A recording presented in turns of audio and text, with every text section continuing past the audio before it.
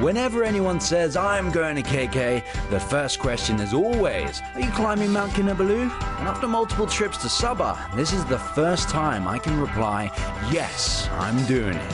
So here we are heading from Kinabalu to Timpohon, the foothill of Mount Kinabalu. As we travel from one point to another, we're all making mental notes and ticking off everything we've done, one by one.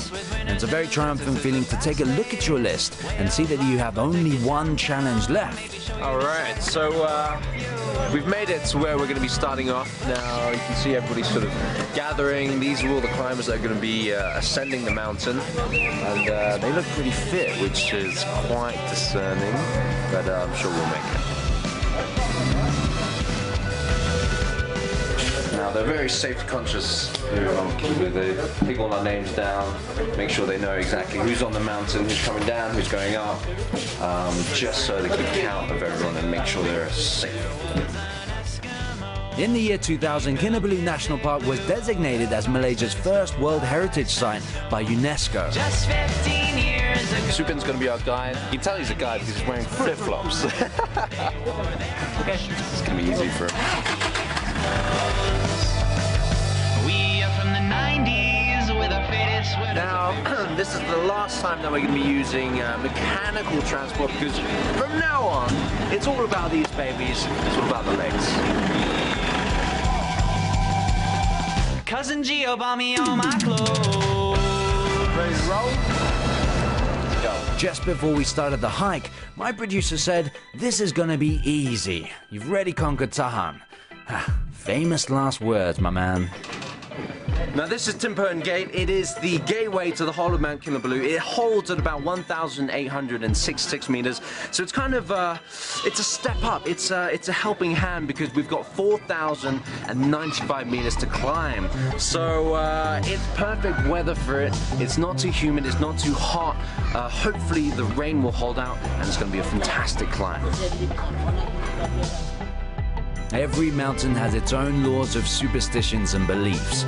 Some believe you shouldn't make too much noise, or point your torchlight up in the trees, or even say certain words. And a lot of the times, their reasonings are said to be related to the supernatural. For in the past, locals believed that Mount Kinabalu was a resting place for the spirits of the dead, so the mountain has been treated as a sacred place. I've only climbed half a kilometer and already it's tasking. Because of the altitude, the oxygen is a lot thinner out here, so you'll find that your breathing is going to be harder, shallower as well, because you just need to, your body just wants all that oxygen but it can't get it. So you just have to take your own pace, take your time, and just don't wear yourself out too early. As we trudged along, automatically my brain would start comparing it to Mount Tahan. And oddly enough, as tough as Tahan was, for some reason this path was more daunting. It felt dry and lonesome and dreary. I couldn't tell if it was weather related or trail related, or if it was just simply all in my head. So we've got another 5 kilometers until we reach Laban Rata, where our guest house is going to be. That's where we're going to be resting. Can't wait for that, but another 5K to go. We would take 2 days to complete this, and we're already feeling drained. The first person to conquer Kinabalu was Sir Hugh Low in 1851, and he took 2 weeks. Imagine not having any steps and just making your own way up. And that's hardcore persistence, man. When you're like really tired, when you're doing all these sort of activities, you actually crave for the stupidest thing. I know I've got 2 eggs, boiled eggs, right up in my backpack. And I can't wait to get to the next stop because I'm just going to demolish them straight down my gullet. Come on, in. To the beat, to the beat, to the beat, to the beat.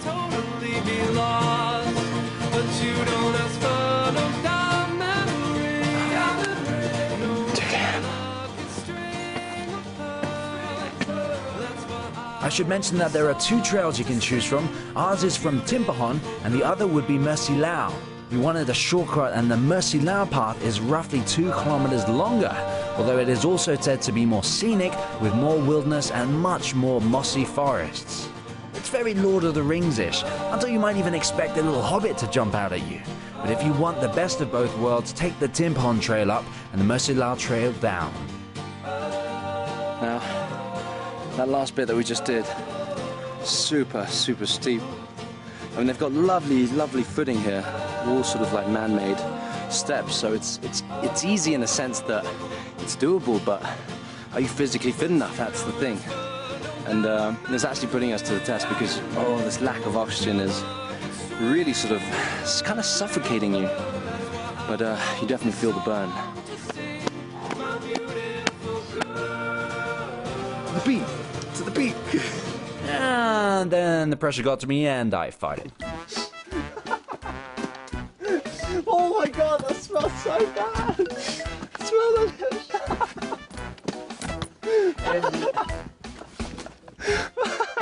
Oh, we had a horrible dinner last night. He's paying for it. Oh, don't walk behind me, by the way. Oh my god.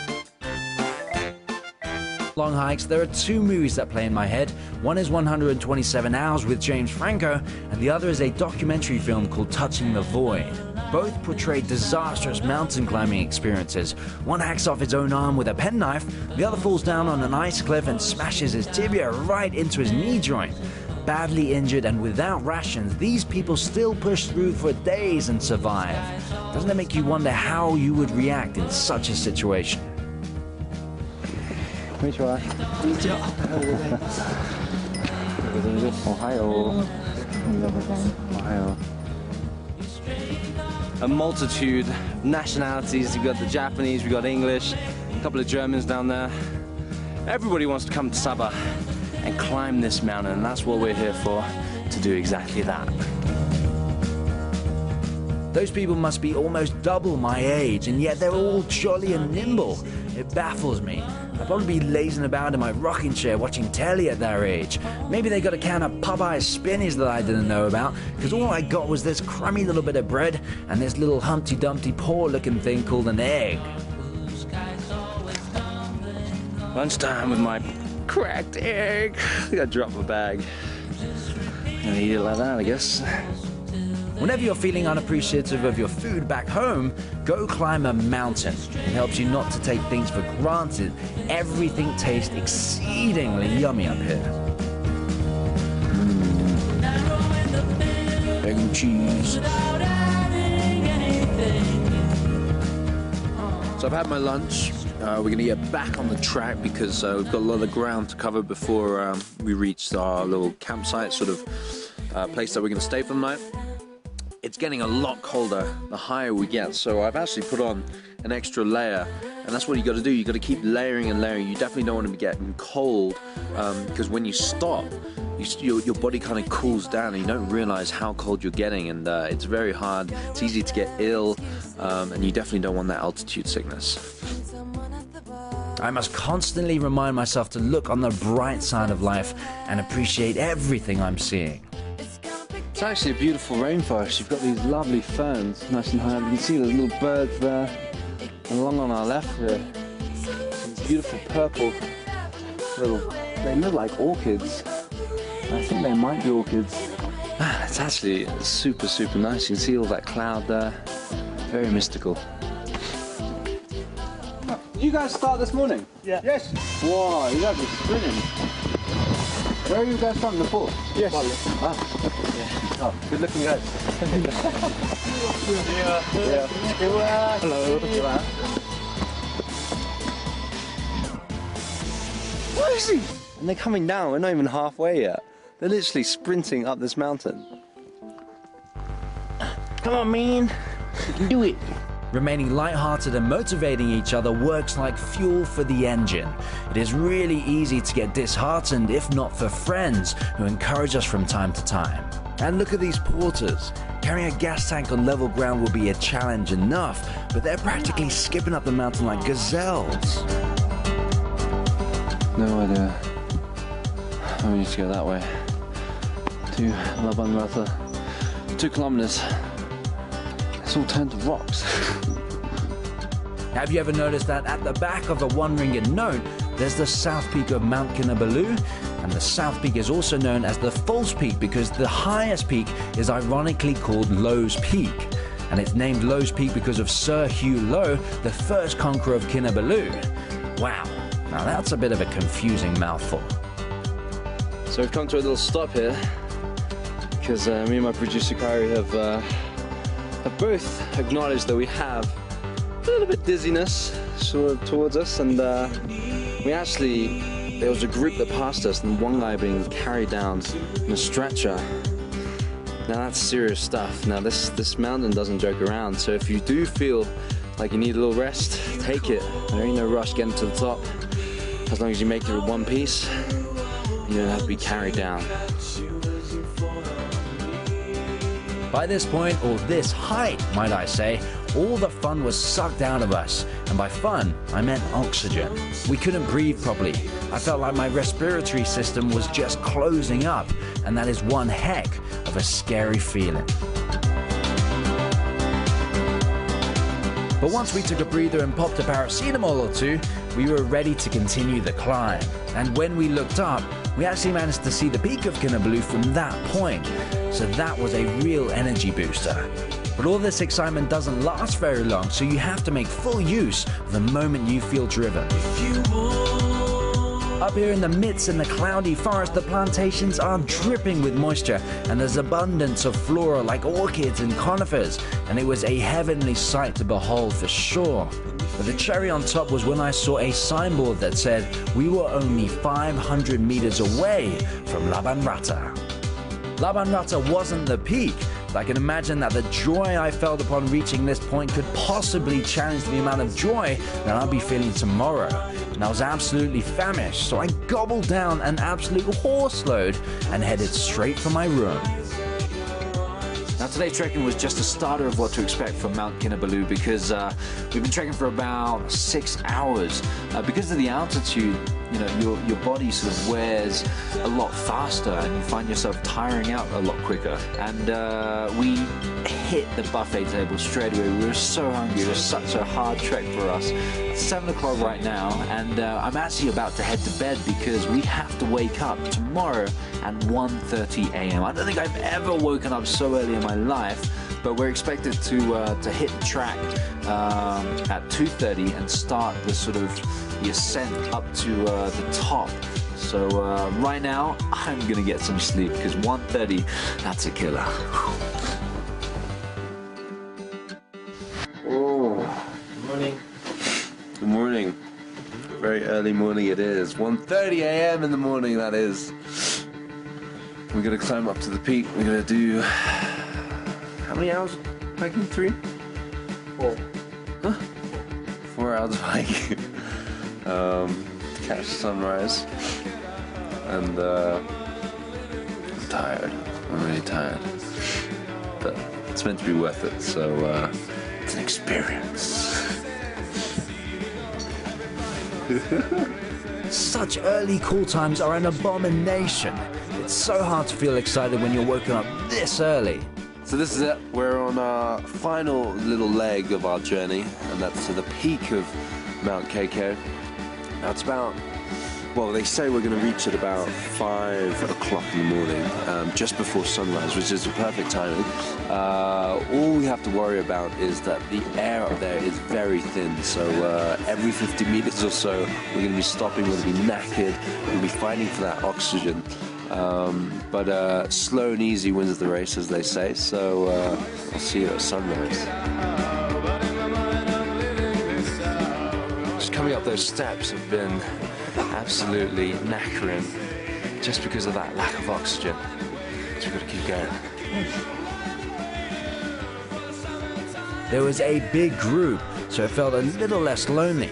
Also, when there are a lot of inexperienced yet capable climbers around you, you'll feel challenged to be just as good or even better. Our terrain's completely changed right now. We've come across most of the foliage down below, but it's all going to be a rocky outcrop. It's slippery, they've warned us, so there's actually a guide rope. We've got probably about another hour and a half of climbing, and we'll reach the summit. If anyone's head torch runs out of battery at this point, that is not going to be fun at all. And I'm so thankful for my boots. They are the best for rocky terrain. Sturdy hiking shoes are a definite good investment. You have no idea how much it affects your ability to climb. As you can see, These ropes are your lifesaver. This wall is almost vertical, and you definitely need a sure footing because you tumble, you're going down. You ain't gonna survive it. There we have it. We're at 3,653 meters, 7 kilometers up the trail. So that makes us right here at Sayat. We've got another 1.5 kilometers. Check that out, from Timberhon all the way through, all 7 Ks. Yeah, only a little bit to go.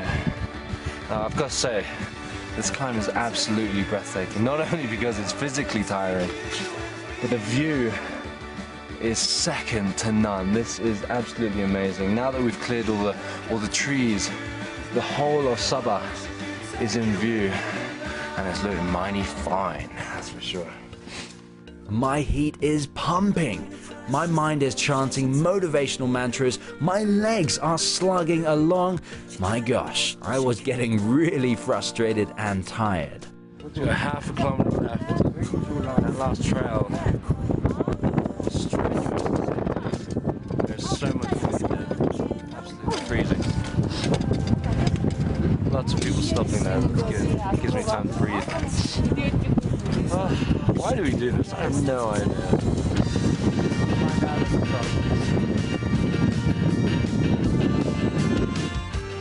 Even though you're not enjoying this right now, you better keep walking because other people are ambling along just fine. So stop feeling weak. There's no such thing as everyone's a winner, because if you don't make it to the top, you know you're going to be kicking yourself in the shins forever.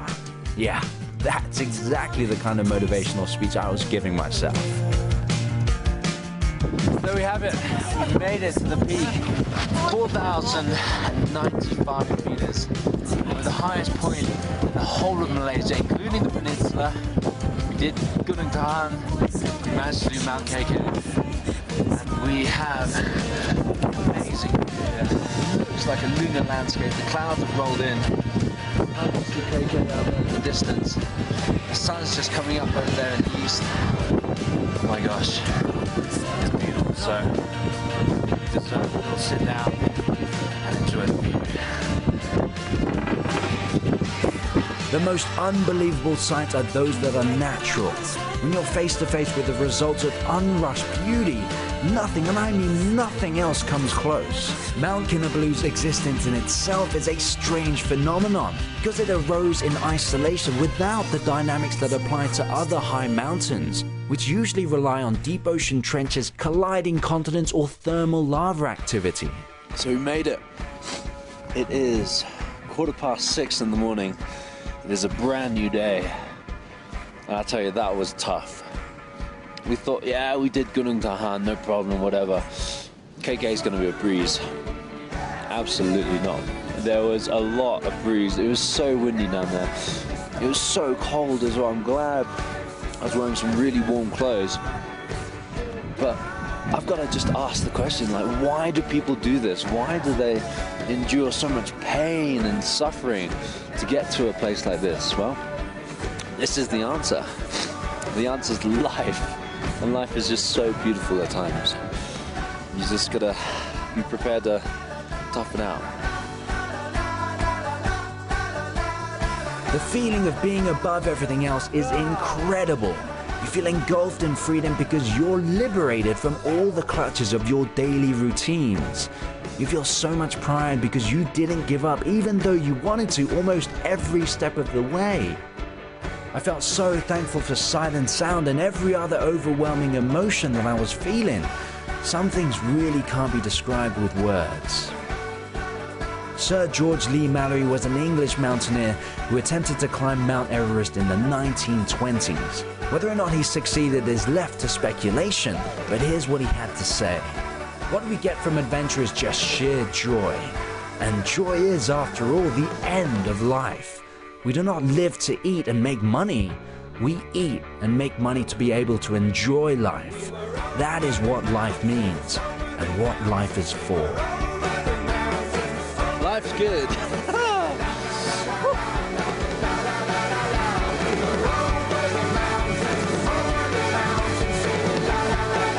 Every second is a defining moment of who you're becoming. So with every day that comes to an end, may you have been pleased with it. It's okay if you haven't found what you're meant to do. Most of us are still searching anyway. But be it triumph or be it tragedy, only you can decide what happens next. Life gives you nothing unless you take it. And I say, you should just grab it by the horns.